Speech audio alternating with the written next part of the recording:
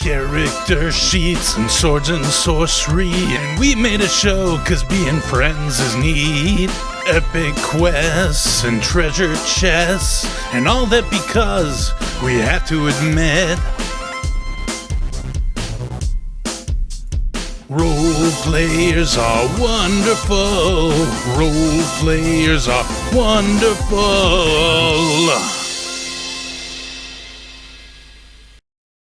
Okay, so yes, we're gonna talk about the next season of Power Warriors. I think I've decided we probably will not be streaming live in real time during this next season, if that's okay with everybody. Just because it's kind of a pain in the ass, and I feel like I could do a better show. If we didn't do it that way. I think if we gave ourselves a little bit of time, or myself a little bit of time, to put something nice out, maybe doing shows live is not the best way to do it all the time, and it's just because Twitch is set up that way that we would do that in the first place. I mean, I think having a recording would be great. Having it just as a recording, I guess, is maybe a little easier to consume. Yeah. Well, part of the issue there is, at one point I had an issue where like a lot of the episodes of the video episodes that I was pulling the podcast from got corrupted or saved wrong in some way, just computer issues. And then it was like, well, now nothing is going to make sense because there's like 12 hours of missing audio that so I never really got back to that, unfortunately, because of that reason. But if I'm planning to do a thing with it, I'll notice that right away. And probably, I think chances are good I could do a show without fucking all the stuff up all the time. So we're going to talk about Morn characters tonight, what we're planning to do, maybe some of the themes of the Morn campaign coming up, the High Noon and Nosavros campaign that we're on our way to. But so just some important facts about Morn as a setting and what sets it apart from like the Forgotten Realms that we've been playing in during this last season. So Morn is kind of limited in scope. It's compressed in a way. There's like a material plane where people live, and there's a celestial plane where the gods live, and maybe they don't live on necessarily all of them the same celestial plane, but it's another, it's just these two sections are kind of what the possibilities are. But for the most part, like other planes listed in spells and abilities are kind of more like primordial elemental fonts of energy rather than like hierarchical places with cities and stuff like that. From what we've seen so far in Dawn of Morn, when things enter into the material plane from somewhere else, it's a bad thing. Like it's a problem.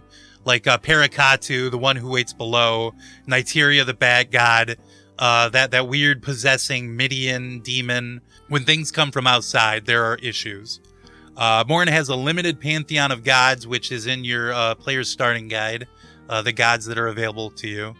Most gods live on the celestial plane and observe the material plane and work their wills upon the people living there more indirectly. Whereas there are a few gods that live on the material plane themselves. Like Umberlee is one of those, although you haven't run into them. Patricia, the train that is now a god, and Tiamat. Why is this? We haven't really discovered that. We haven't looked into that much so far. The city-state of Morden, where humans, goblins, and hobgoblins live in equality and mutual respect, is a huge colonizing force with tendrils in every continent and society on the planet now. Their leader, Leanders, the Emperor Leanders, has lived much longer than any human being has before. He has led the Morden forces to something of a victory in Thessaria and Acrexia. He's met an unconditional surrender at Telm, was rebuffed entirely at Kyros somehow, had a protracted centuries-long stalemate in the Western Wilds, and is currently focusing its forces on the Dragonborn, Orcs, and Kobolds of Nosavros. What exactly is it that's driving Leanders to conquest? What is he looking for? What is he trying to achieve? We haven't really discovered that yet, but I think chances are good that that's something that we'll be exploring in this next campaign. Now, finally, in Thessaria, the continent of Thess, where the elves, Aarakocra, and Mushroom Boys lived at one time, Leanders and Morden were on track for some sort of victory when Thess retreated to another plane, completely locked off from the rest of Morn, a veil almost impossible to pierce. When Thess left, he took all the elves with him, all the Aarakocra on Thessaria, the Undermother, and all of her Mushroom Boys on Thessaria. Being cut off from the source of their life and power had many adverse effects on the Mushroom Boys and Aarakocra elsewhere on Morn. The Kinku were born of this. Something broke within their minds, the minds of the Aarakocra left behind, causing them to become unable to form sentences of their own design and only able to mimic the speech of others. The Mushroom Boys that were left behind had an even crueler fate. Without the bolstering power of the Undermothers and the tendrils of spores she released throughout the entire planet, they have been unable to form properly. They now are a species of parasites who infect and ambulate the corpses of the dead. Their attempts to form a new Undermother have also been unsuccessful, spawning great amorphous fungal abominations of destruction known as Overmothers. Any spells or abilities pertaining to the undead will pertain to these kind of Mushroom Boys in Morn. So that's just kind of giving you some of the rules of why or how the setting works in a way. So we don't have a lot of travel between planes. There's not a lot of extraplanar travel.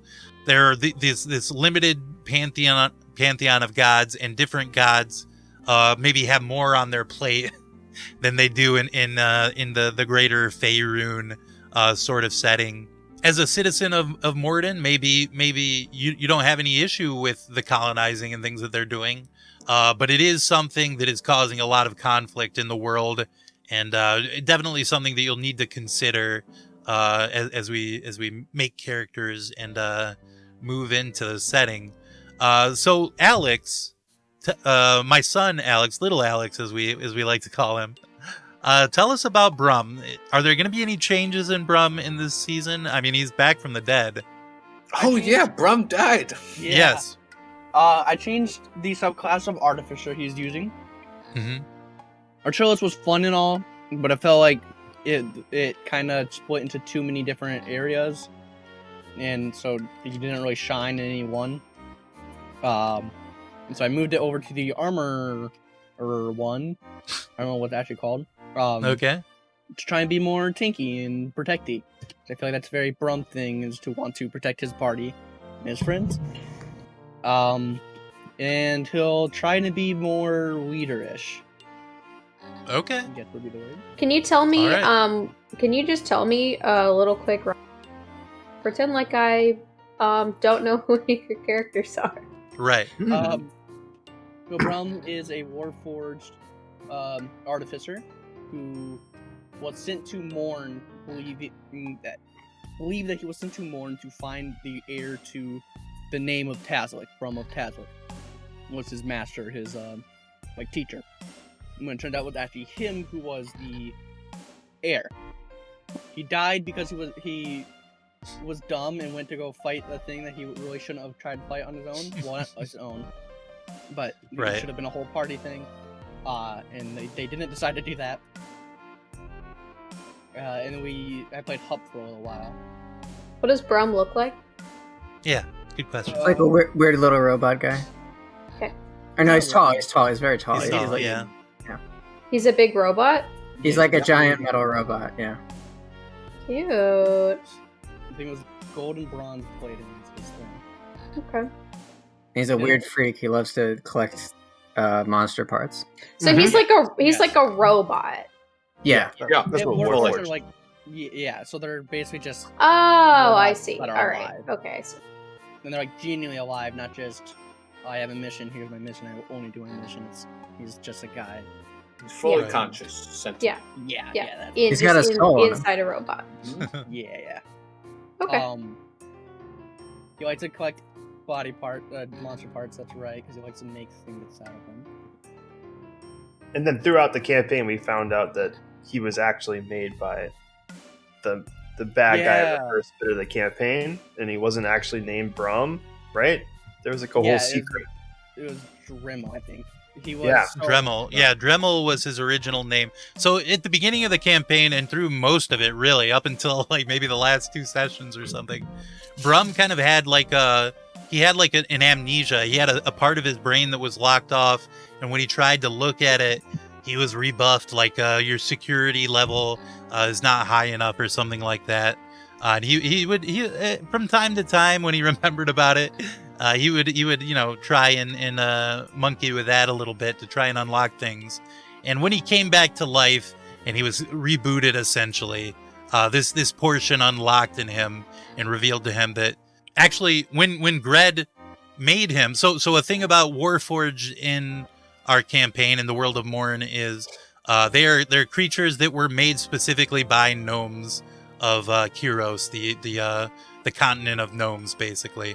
And they kind of have like the 3 laws of robotics via Red Asimov, where they have to follow an order of a gnome no matter what. Whenever they hear an order from a gnome, they have to follow it, even if it isn't the person that made them or whatever. And for the most part, that's not a big issue because gnomes, this has been part of their society forever, and it's fucked up to give somebody an order that they are not allowed not to follow. But at one point when Brum was a youngish Warforged, there was some sort of like an industrial accident or something like that where Brum was given an order to save some people that it was impossible to save, and he was only going to kill himself if he did it. And he discovered that he actually did not have that always has to follow gnome orders in him. Like Gred the Hobgoblin artificer who made him just left that out. He didn't think that was part of something he needed to include in his creation. Wasn't it also that he wasn't supposed to have made a Warforged at all because he was just an apprentice? Right, exactly. That was also a big issue, and that was kind of his thing all along. Like he did big projects, and then when he got sick of them, moved on to something else, and that was kind of one of his themes of the campaign as well. But yeah, so because of that reason, Brum could not really take his place as the heir of Tazlik at that time on Kyros. He had to go out and make something of himself and learn more about himself and how to be a good person or something. And eventually it unlocked, and now he knows that he's got a big destiny ahead of him. And Tazlik is like on the council of gnomes that Right, exactly. Yeah, the Council of Seven. Being the heir of his estate or whatever is. Yeah. Yeah, and there's never been a non-gnome on it as well. So that's going to be a whole can of worms when we ever get to that part of things. Yeah, I think we explained Brum pretty well. So Brum is going to be kind of a tank this time, huh? Yep, that's what I hope to do. Okay, Might cool. screw it up a little bit, but that's the goal. Good to know. All right, how about let's go to Big Alex. How about Cork? Tell us about Cork. Yeah. Okay. So I should probably say who he is. He's he's like a wizard guy. He's a human. He's a wizard, but he's cooler than a normal wizard because he uses a sword, and he can kind of get up. He can get up in the front, and he doesn't die right away. Although he's not super strong, and he's got glasses. He's like a nerdy little weirdo. I guess he was going to the Western Wilds for research, but then we got kind of caught up in this whole campaign, so he's just kind of following along. And I think he works for the government now. I think right, yes, yeah, he's a royal wizard of the of Terminus, and so which is I don't know if he's gonna get to keep that job because we kind of wanted to what's it called? Immunity, I think. Kind of, but now we're going along with the army. So we'll see what works out with that. Right. But for in the terms time of- being, at least, it seems like your interests align enough that you can keep up the facade until it's time to let it drop. Yeah, and we'll see. I think we're gonna be meeting maybe Leander himself, and we'll see what happens. I might change him to be more tanky.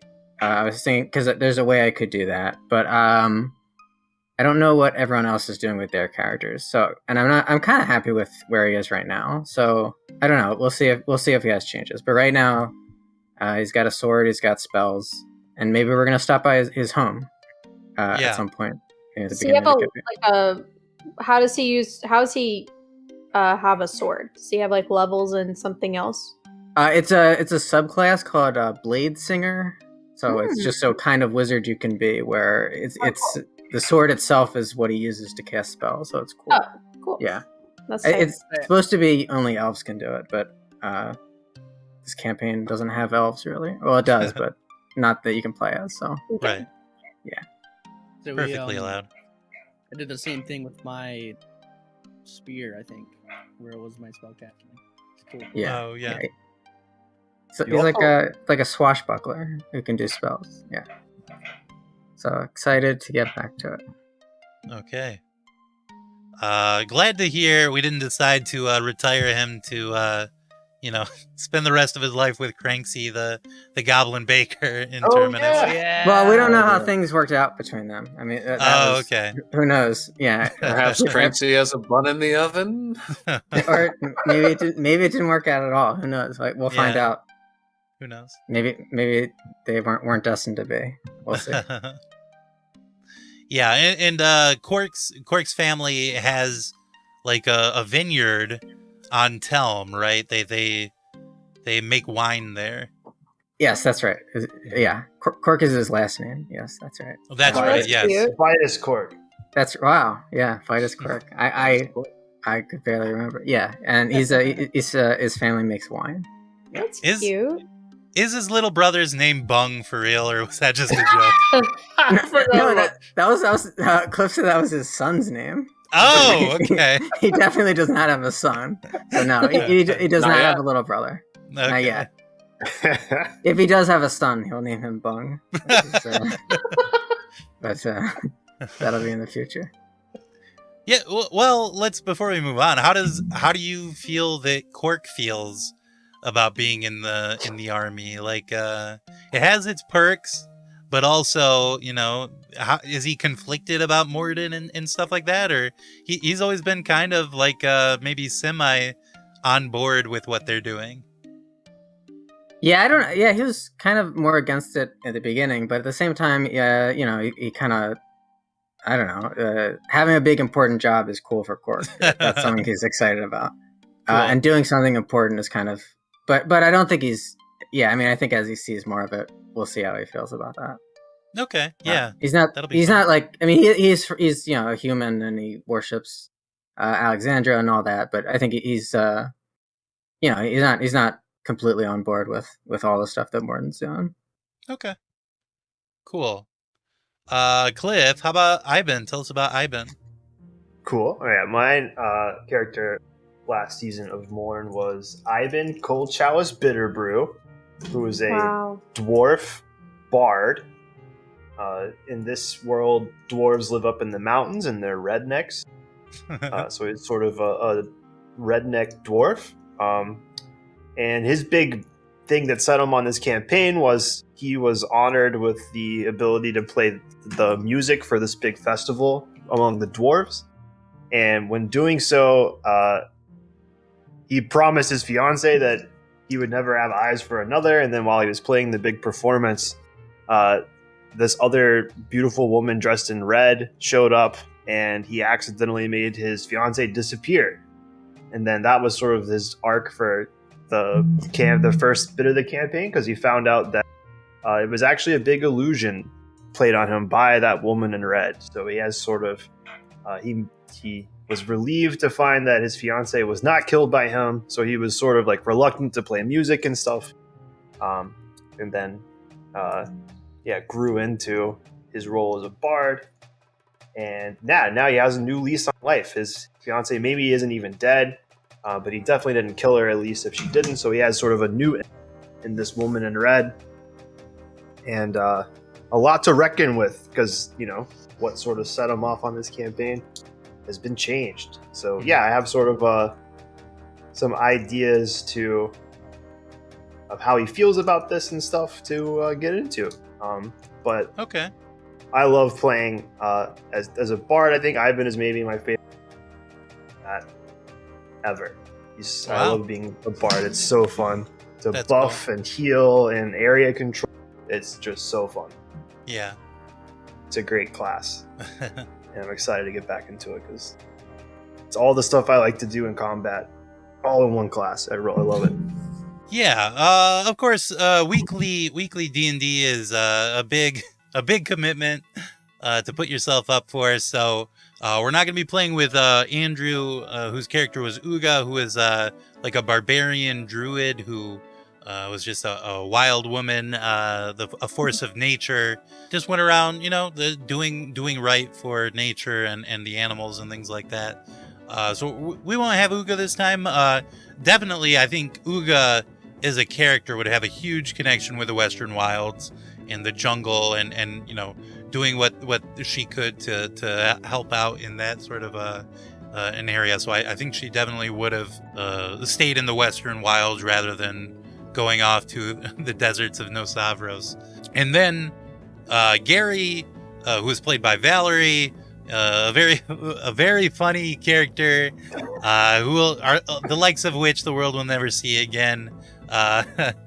Gary was a dwarf, a druid, who he didn't really care that much about being a druid, but he loved pissing on things, and He was too afraid to turn into an animal. right. Yeah. Yes, that is right. Yes. I think really he is off getting scammed somehow. So, a woman came to him at the end of the last campaign and said that he was the heir to the White Claw fortune. Of course, he knows that he has no relations to anyone of that name, but decided to go along anyway just to see what's going on. Something weird is going on there. Maybe we'll see Gary again as an NPC or as a guest player at some point. But either way, Gary is off doing big things somewhere. Am I wrong in assuming that Gary is just big in this campaign? He's what? Oh. Just a pure agent of chaos, just Right. off the range. Oh, yeah. I mean, Yeah. Brum Sure. kinda is as well. Yeah. They shared that role for sure. Brum once shot a man's face off point blank. Yeah. Yes. Real Pulp um, Fiction moment. Yeah. I expect Yeah, I that from little Alex at this I guess we point. didn't actually say anything about the contraption as well. Yeah. Well, I think you could take we can talk about where we're going with the campaign soon, because we're still going through the characters, but you could take the contraption with you, or you could leave it. It could be good to leave it there to protect the terminus from an invasion, a more traditional invasion from Gred, but it's up to you. But let's talk to Joe about Desire for a moment, who you're not going to be playing at the beginning of this campaign, but perhaps a little switcheroo could take place at some point. Yes. So Desire is America's favorite tiefling wizard. They were born into a tiefling. They have tiefling parents, but they were like very poor and didn't live. They lived a very simple life. And when they were a very young child, a human woman came to their door and offered their parents a large sum of money in exchange to take Desire with them. And their parents knew that this wizard, would definitely be able to give Des a better life, so they accepted. And Des grew up in this wizard's tower with their mentor, whose name was Yasmin Nightingale, along with another ward that lived in the tower, a human named Syed, who was a couple years older than Des was. And the three of them lived together in that tower for like 10, 15 years before one day Syed and Yasmin got in a big argument, and Syed left, totally abandoning Dez without, Dez ever finding out what the argument was about. And then, Yasmin took Dez in full time as their wizard apprentice. But then a few years later, a large hobgoblin and his army and his forces stormed the tower, the wizard's tower, killing Yasmin and leaving. Apparently, they were searching for. Yasmin had this medallion, this like magic pendant, but they weren't able to find it. Dez did find it, and the last thing that Yasmin said to Dez before she died was that she needed to go. Or that she needed Dez to go over to the Western Wilds and find any traces of the elves. So Dez took the amulet with them, went to the Western Wilds, and then it was discovered throughout the campaign that this amulet is like an extremely powerful elven artifact with crazy magic, and Dez is like a time manipulator of sorts. They're a chronologist wizards, so they use time magic. And the hobgoblin that stormed that tower is General Gregg, who is a general in Morden's army, but is now doing this weird side thing and trying to take over the world, and crazy guy. And then we also discover that Yasmin was actually an elf, which was a big shock. And apparently Yasmin was super powerful, which Dez never knew. And so at the end of the campaign, Dez used a sending spell to talk to their old pal Syed and find out why he left and where he was. And he said that he was on Nosavros, so Dez took off to go find him. And then it turned out that he was like the assistant to Leander's himself or something? He's like helping out Leander's big time, the Emperor. So they are going to find out what the fuck's going on with Syed. And Syed said that Yasmin had been lying to the both of them throughout their entire childhood, and he had a lot of stuff to say. So, right, yeah, right. So everybody else was kind of like, well, it would make life a lot easier for Cork and Brum, because Brum also enlisted in the army. It'll make their lives easier if we stick with the Commandant and the army on the way to Nosavros.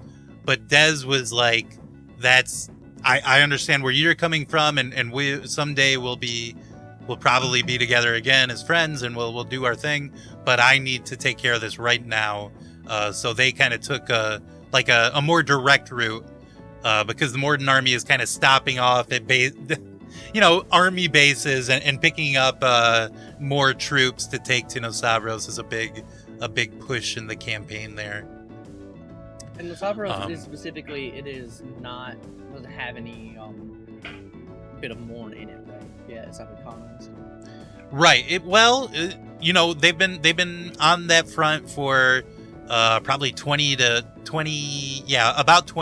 They've been on this front doing this thing, not making a lot of headway because at first, of course, it wasn't like a war situation. They haven't been at war for 20 years, but at first they were making contact, like having a little base on the shore or whatever, and talking to them. But eventually Leander's is pulling in everything to try to make a big push.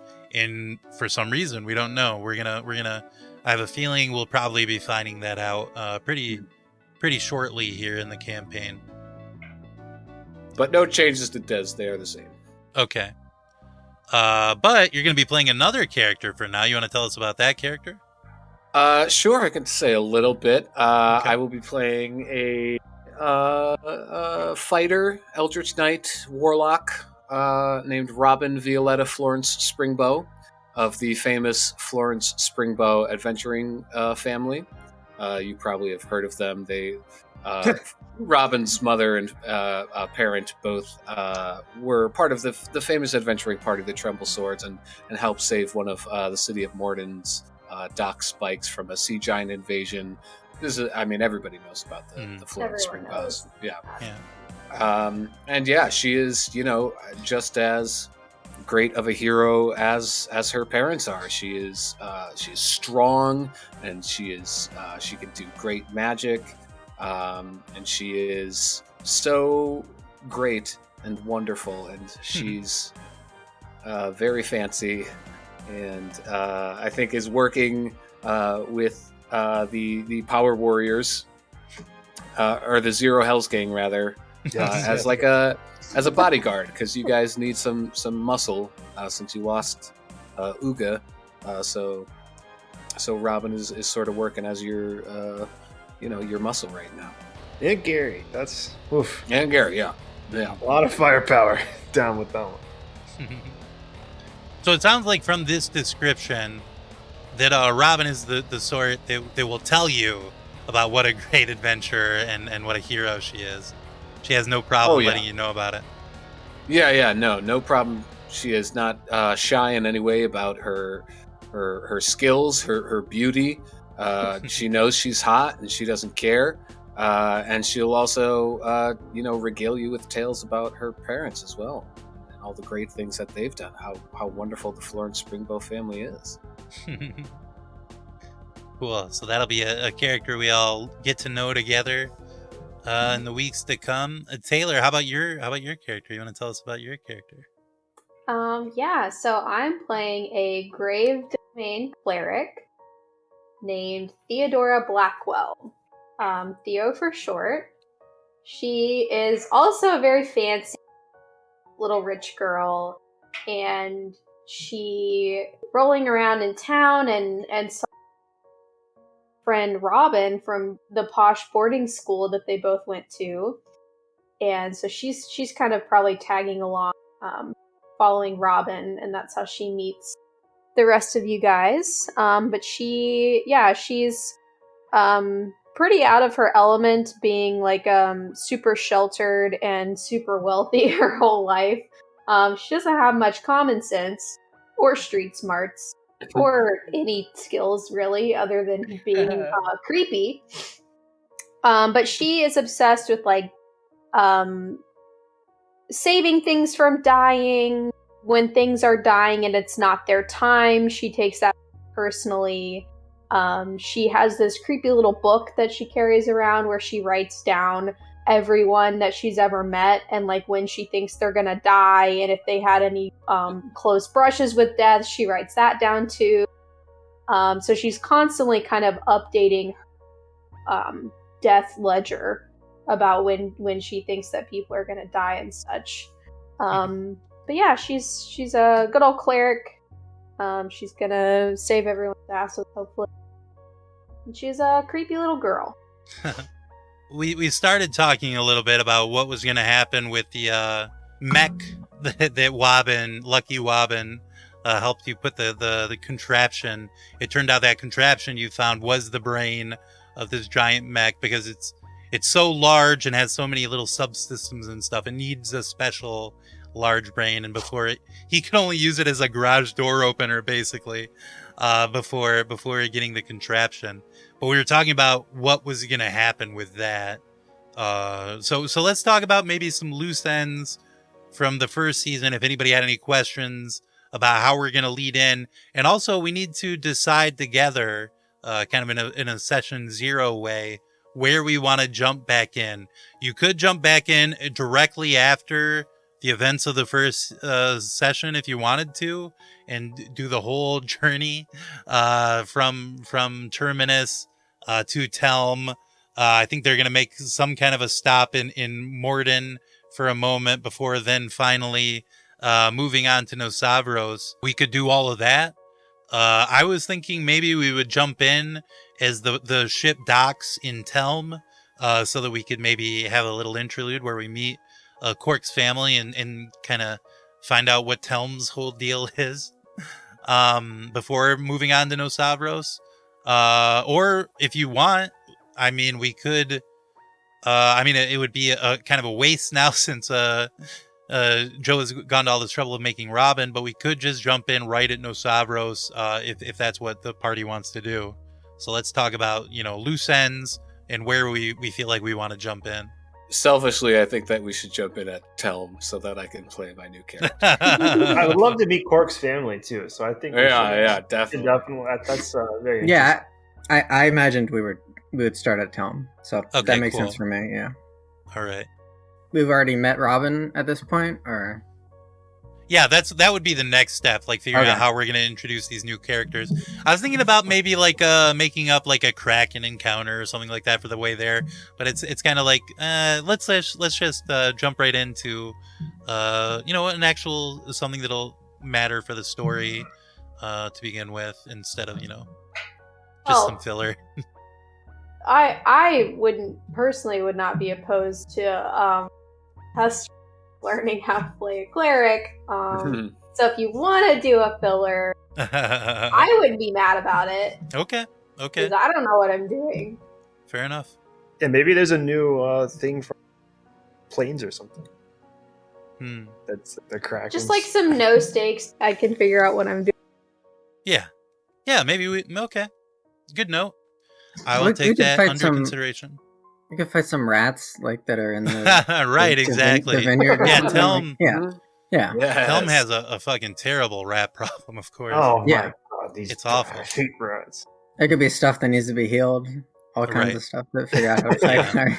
Or there's like a big insect eating the grapevines in Cork's state. Purple worm right off the bat. Yeah. And maybe if we don't want to skip over the characters meeting each other, like Robin and Theo meeting. Yeah, maybe we should have that. It could be a thing like they're waiting for you at Telm, like at the docks. It's like they sent you a letter while you were over at Terminus, and it's like, okay, we'll meet you in Telm. Yeah, let's maybe do that if it doesn't mess with your old characters, because that seems fun. Okay. Yeah. Well, I was thinking it could be a possibility if they had some kind of a connection to Morden, that they were specifically waiting there for the boat that the party is on to get there, so they could also board it and then move on to Nosavros eventually, and then maybe they would just kind of meet the party and kind of click a little bit and join up in that way. I think the reason we're stopping at Telm is to pick up more soldiers, right? So right, maybe exactly. Robin could be like a mercenary or something hired by the army. Right. Maybe Cork's parents hired him to help their baby boy. I don't know if that's in character or not, but that's just I don't think they have that much money. I mean, it sounds like she's a really great hero, so I don't know if they can afford a special. Although, I mean, another possible connection is, you mentioned that you went to like a fancy Morden boarding school. I do think it's possible that Cork also went to the school, because he's talked before about training in Morden, going to school there in the past. Perhaps he was like maybe a year ahead or something. How old is Cork?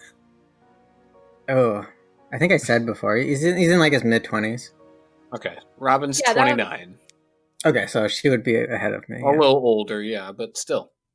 But yeah, we could have known each other. Yeah, Theo could be like, 24, Cork is 25, and Robin is 29. So they were all kind of at school at the same time. Yeah. Okay. She was the cool senior. Yeah.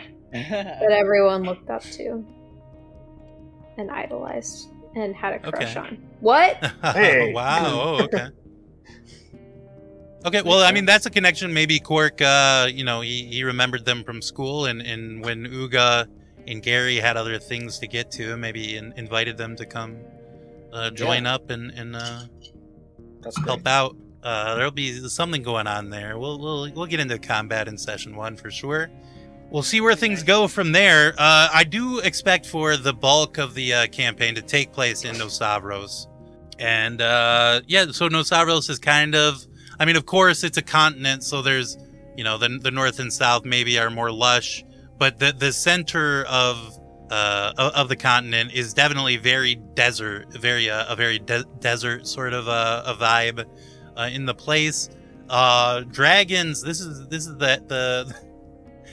the Super Bowl of dragons. Everything is dragony there, except for the orcs who live in the mountains. But yeah, so lots of dragony sort of creatures that you're going to be meeting and fighting.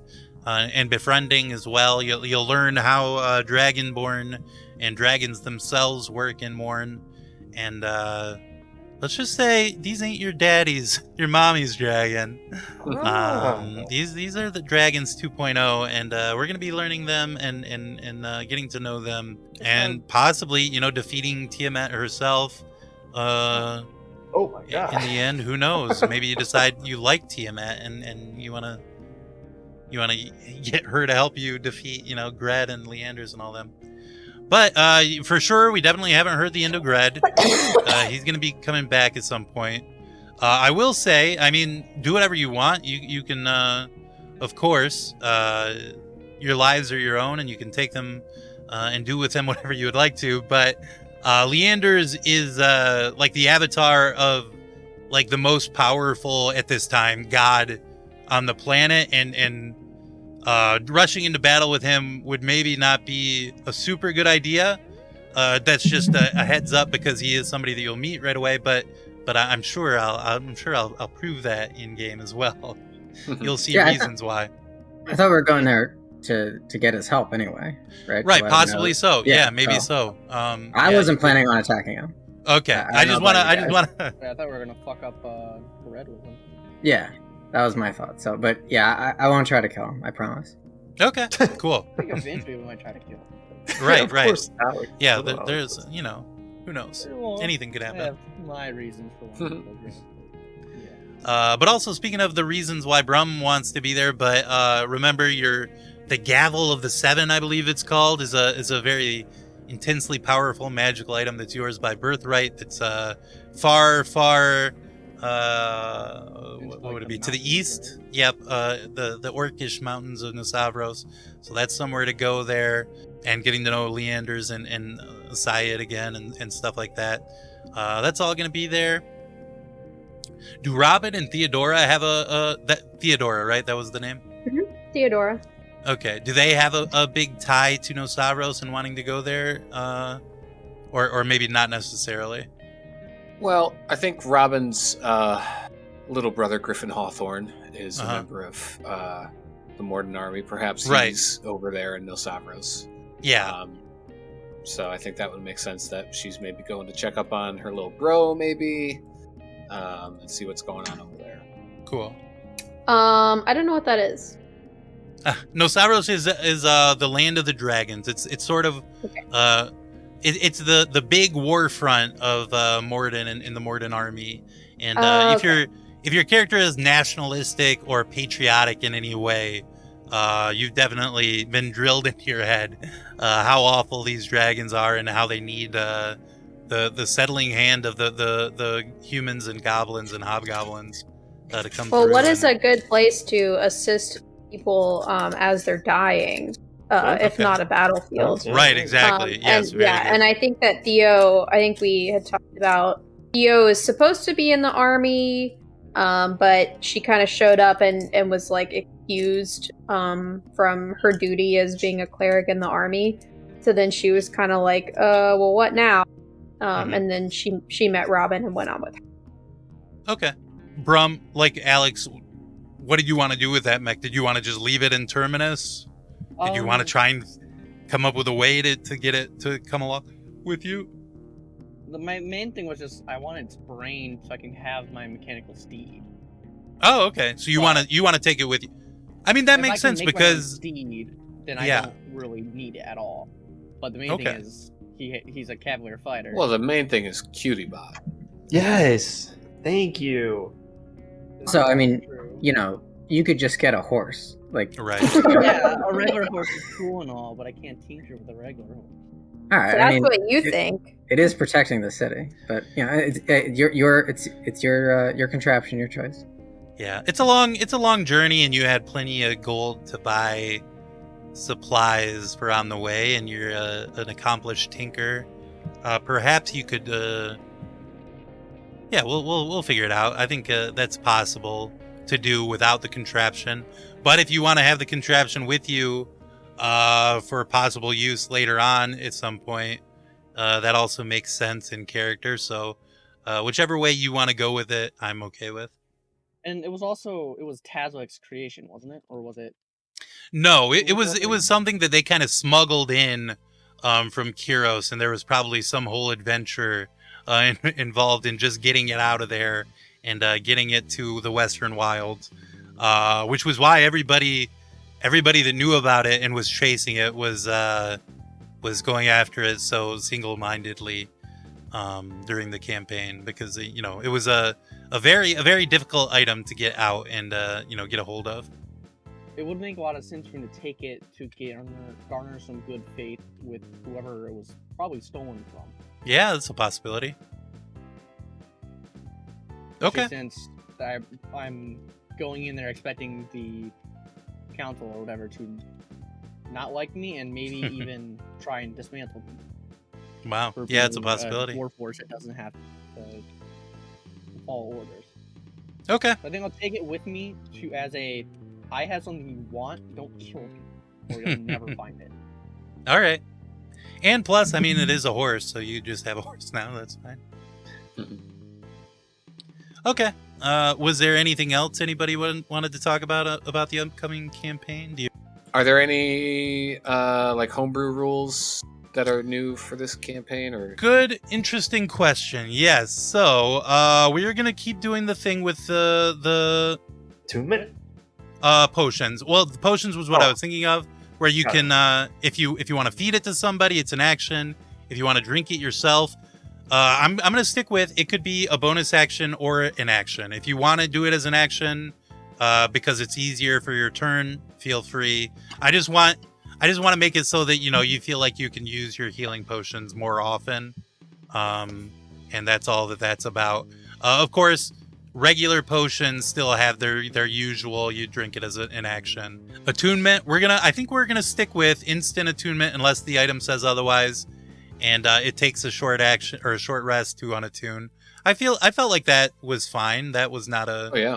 That was made it more fun to get an item or whatever.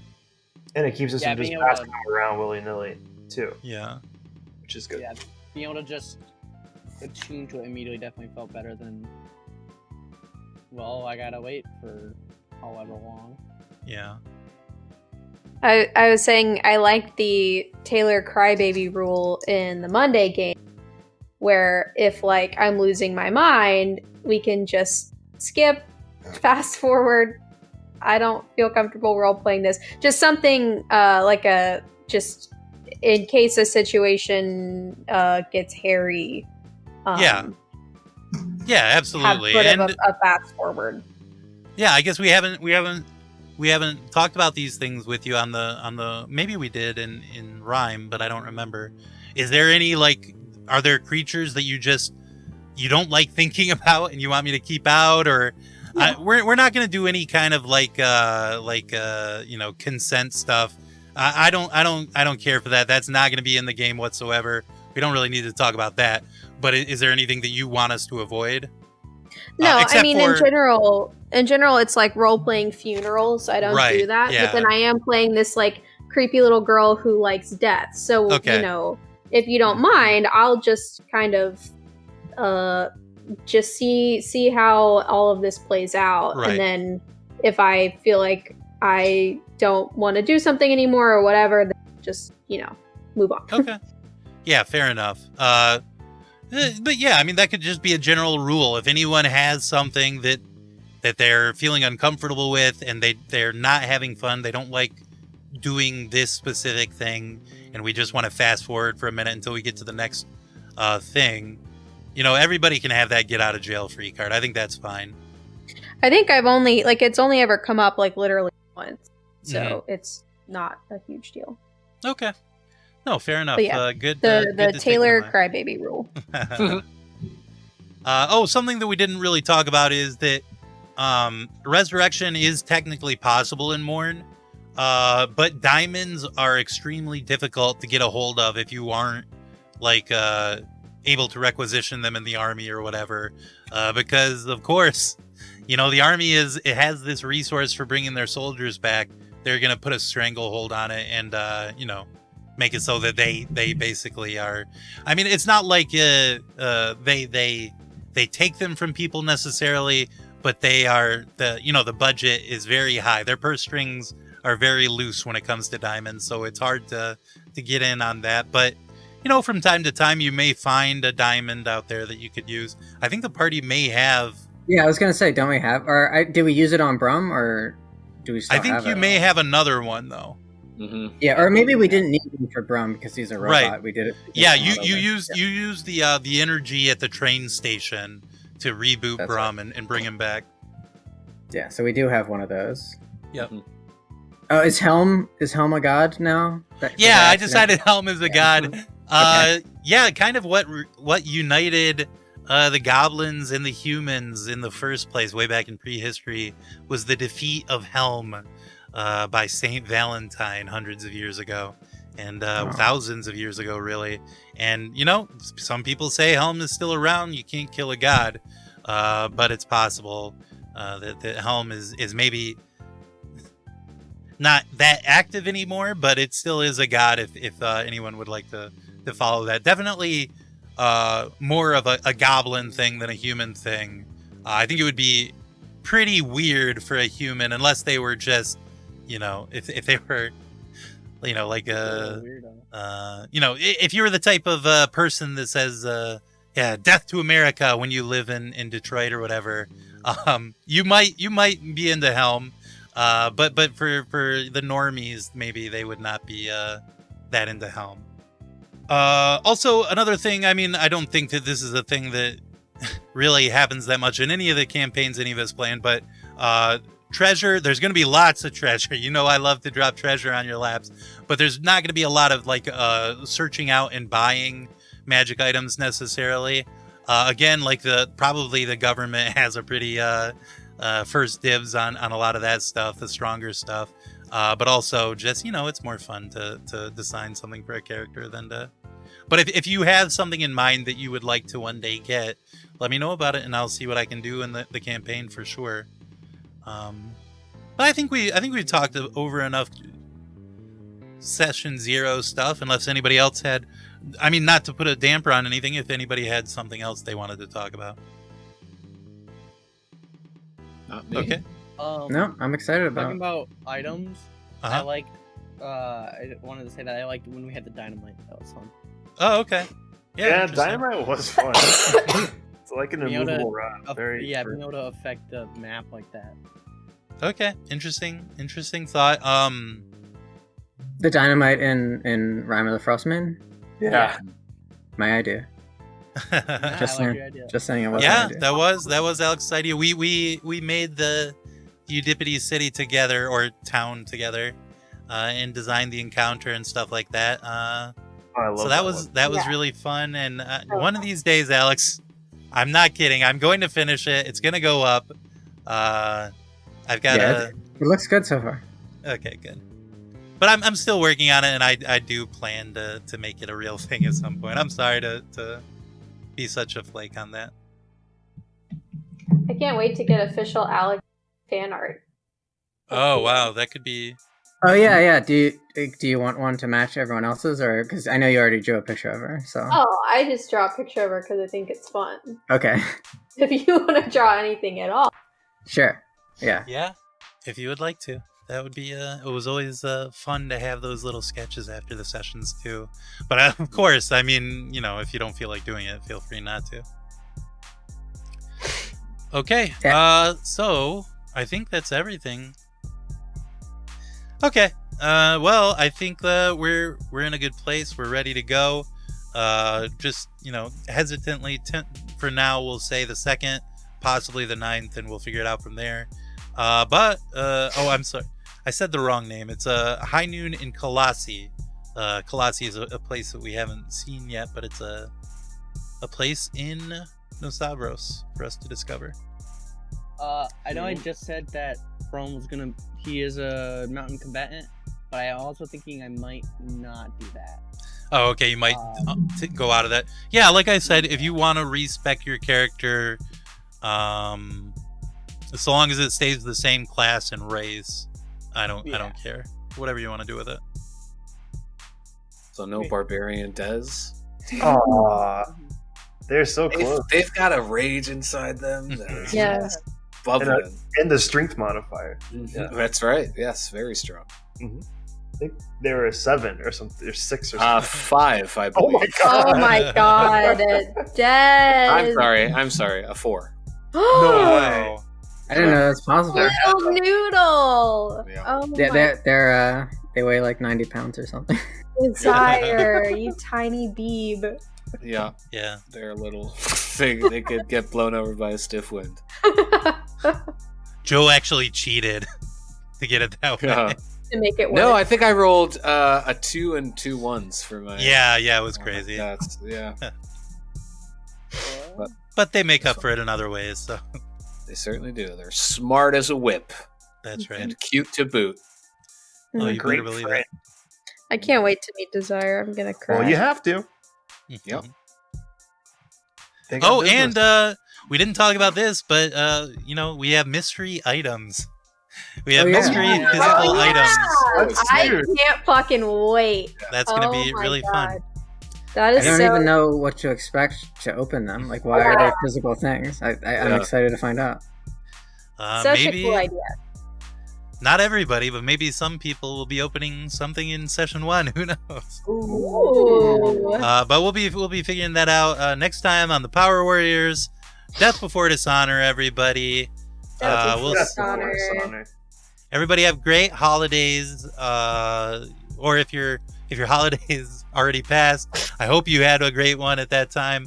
But we've got we'll see you after the new year.